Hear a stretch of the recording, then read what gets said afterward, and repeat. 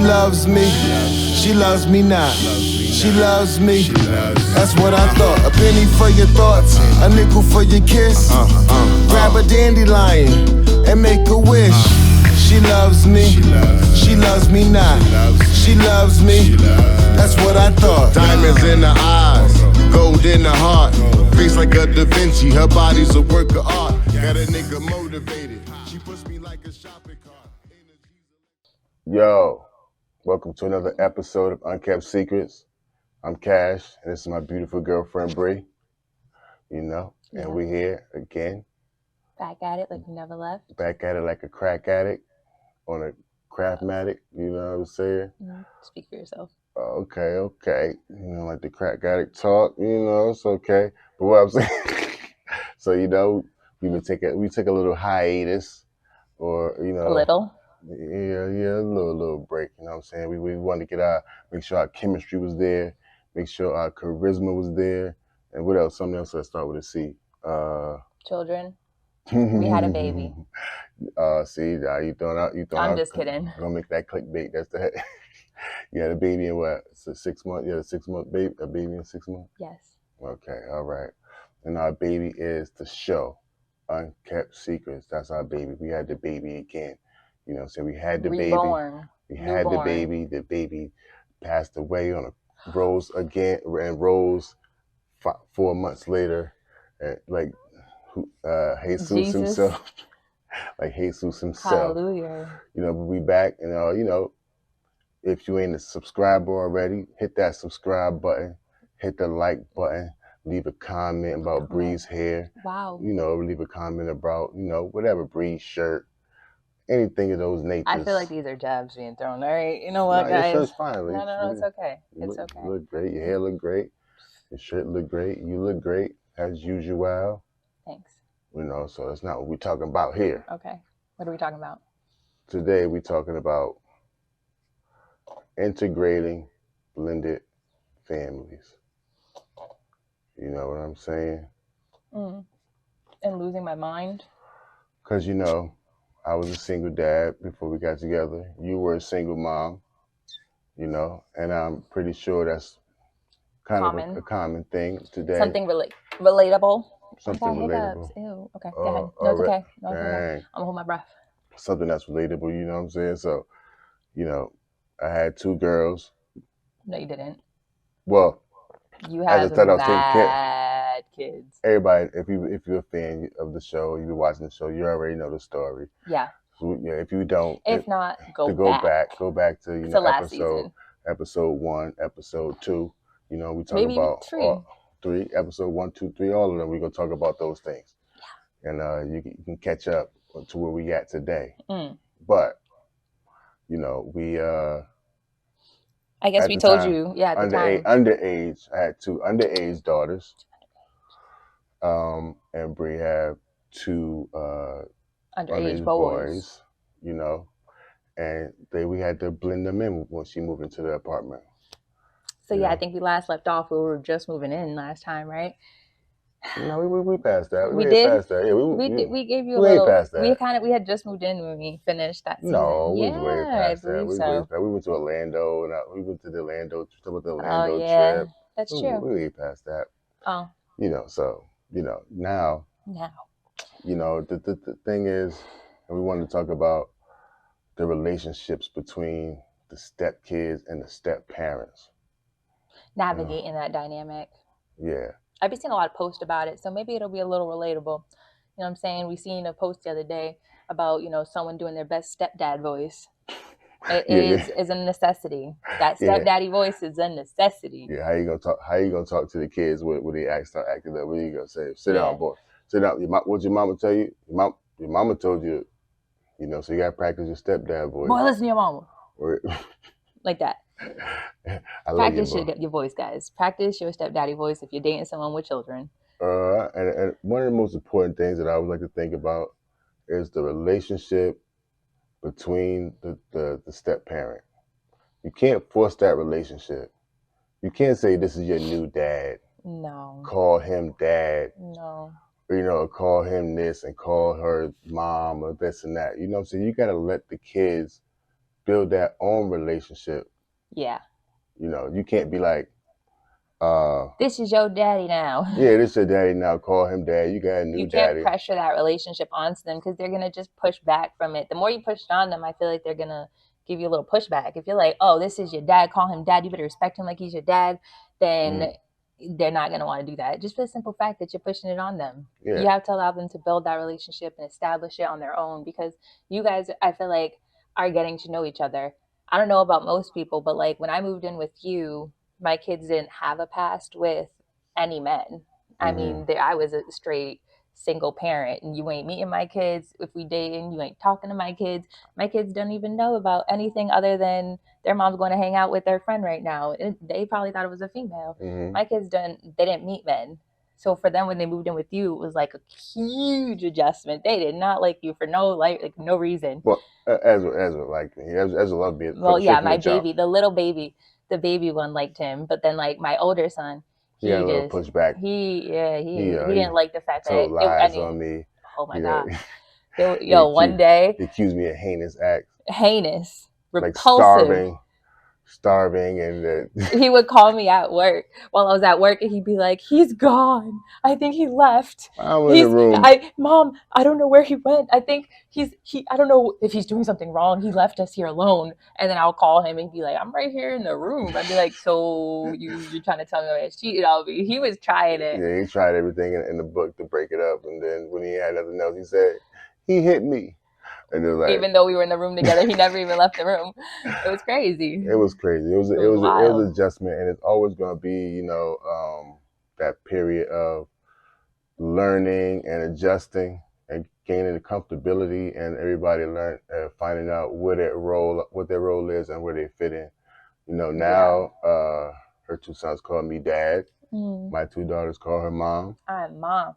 And that was never something that we forced upon them. We never went to them like, oh, you got to call her mom, because the kid's gonna determine that relationship and that dynamic. Like the kid can look at the step parent as just a friend, and that's okay too. You just you're bitter that if you have a friendship with your stepkids, it's like, and they want to be your friend, that means they'll feel comfortable coming to you and talking to you about things that they can't talk to you about with their serious parent. Exactly. And that's okay too. That's something kids need too. If that's where they need to place you, that means they need that right now, and that's where they're comfortable with that. So yeah, my daughters talk to Bree about their problems way more than they talk to me about. They don't tell me a damn thing. They go straight to Bree and tell her all their problems and all the stuff that they feel inside.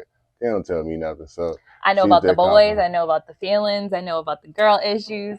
And I think that was a good thing too. I think that when you do it that way, we built a friendship first. Like, so me and the girls, we built like a really great friendship, and they knew I wasn't going to go back and tell you things. Well, I did, but you didn't repeat it. You don't want to mess that up. You don't want to go back and repeat it and be like, oh, you told that. You'll ruin the relationship. Now I come out there and I'm getting on them like, you did this, or you did that, or you feel like this, and they're like, damn, she told. Now I can't tell her nothing. Yeah, because she's gonna go back and tell him. And he gonna jump on me, get on my case or whatever like that. Yeah. So we built a friendship first, and then it became. I'm also very like mothering. I'm way more nurturing than you are. I'm a coddler, so I'm gonna fix it. I'm gonna go beat up your teacher. I'm a very big mama bear in that aspect. So I think that it built a great foundation for the fact that like they tell me like they're girls. They have boy crushes. They have teen drama. So I know all that friendship stuff. They come to me and tell me everything. But then at the same time, I'm also their mom, where they're not gonna get in trouble for being honest with me about that stuff. But I'm still gonna be like, focus on school. Stop worrying about that damn boy. Yeah. And Bree gives really good advice to the kids. She's really, great in her approach, the way she answers and talks to them and explains stuff to them. Thank you. So it's really great. At the same, also, the kid might feel like you're a friend. The kid might feel like you're a mother or a father figure, and that's when they might start calling you mom or dad.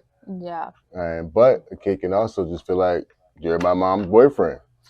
You're my dad's But that's girlfriend. Probably something you should work on too. I think that if they're just placing you in that category, that means you probably you have to work a little bit harder to build that relationship with the kid.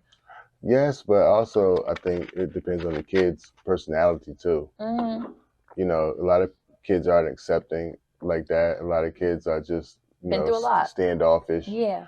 And they're not, I got a dad, or, Mm-hmm. I don't know who my real dad is. And that could be, they have some bitterness in them. They're like, Yeah. I don't know who my dad is. And this dude ain't my dad. I know this ain't my dad. That's Yeah. just my mom's boyfriend.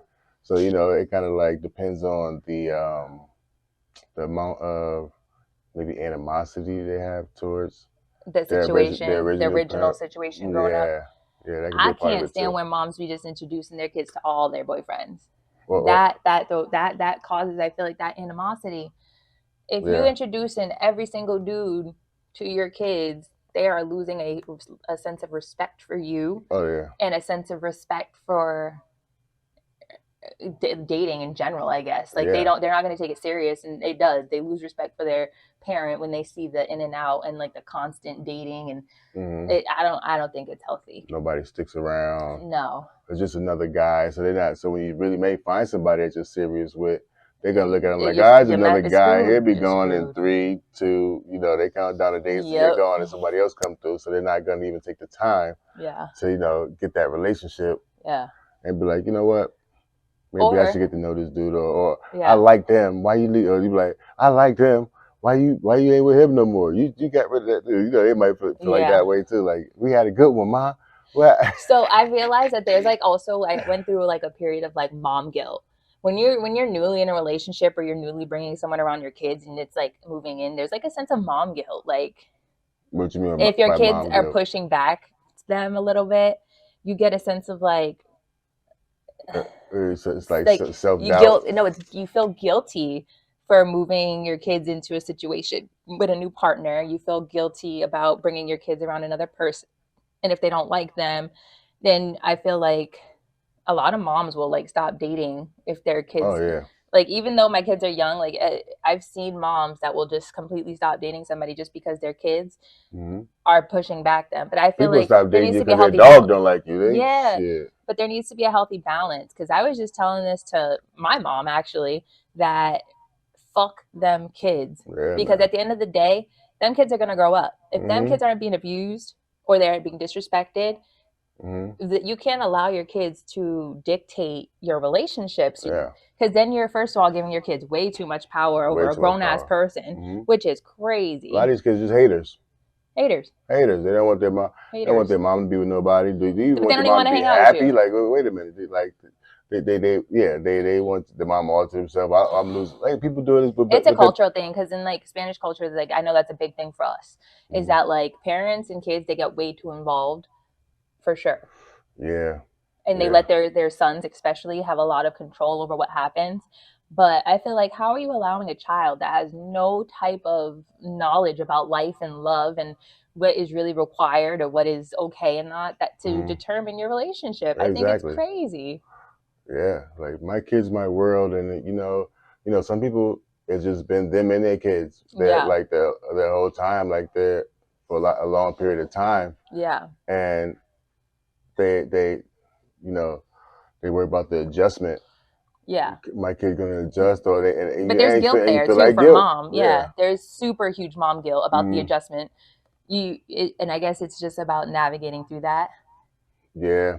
But you can't allow it to cripple your relationship moving forward, because it'll be a pattern for every relationship. No kid's gonna be happy with it. And then guess what? What the kid gonna do when you get old? And you need to go. You need help, and you need somebody to wheel you around. They're gonna drop your ass off at a nursing home or something like that.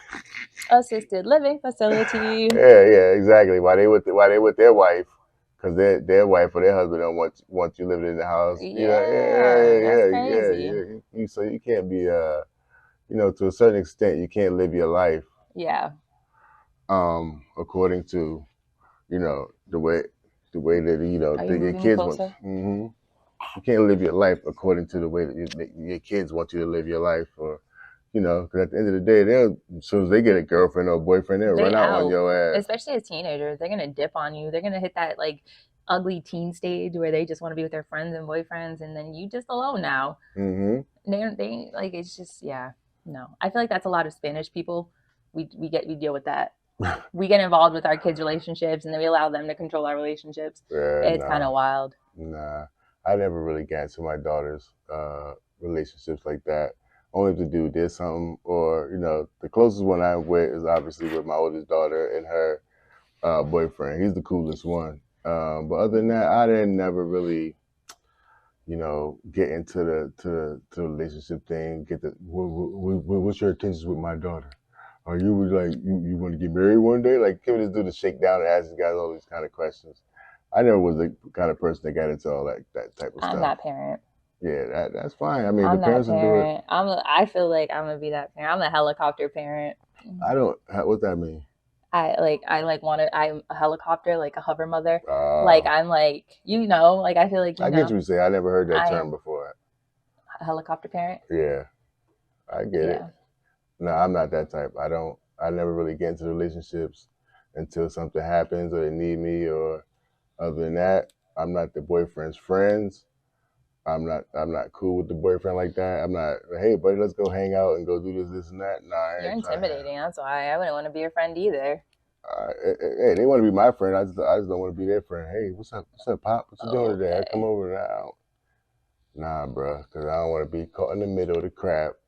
Hitting you up when there's drama. I don't want to hear all that. You know what I'm saying? I want to hear all that because I'm not getting into all that. My loyalty is to my child, even if they're wrong.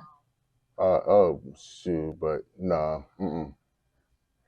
I don't care. Well, I'm gonna tell you you're wrong, but I feel like even if I feel like you're wrong, I'm never gonna be that parent. I'm gonna tell my kid they're wrong. I know how my oldest daughter is. I know what she's like. I told her boyfriend, listen, don't take that crazy crap from her. She acting up. She doing that dumb stuff. Only the strong survive. Oh, okay. Yeah, and it's strong to be by yourself alone. You want to be strong. You be strong, independent, right by yourself, pushing everybody away because you want to be strong and you want to be, I am survivor. I'm gonna give her. Independent, strong woman. Independence is overrated. Yeah. That's gonna be a big one, but independence is whack. It's for the birds. I seen a girl on my timeline posted. I had to pay for my oil change. See, that's crazy. I had to pay for my own oil change today. This independent woman shit is a scam. I remember that day I got so mad at you. I was like really upset because I had to put air in my own tire. It was so crazy. Like I told you I needed air in my tire like a couple of days prior, and then there I was at the Dollar Tree having to go sit on the ground and put air in my tire, and I was furious. You're like, oh shit, I forgot. Like, okay, just let me die. See, that's crazy. I don't know if that's crazy. Fear of independence or just being plain old spoiled. It sounds like plain old spoiled behavior to me. That's what it sounds like. She loves me. She loves me not. She loves me. That's what I thought. A penny for your thoughts, a nickel for your kiss. Grab a dandelion and make a wish. She loves me. She loves me not. She loves me. That's what I thought.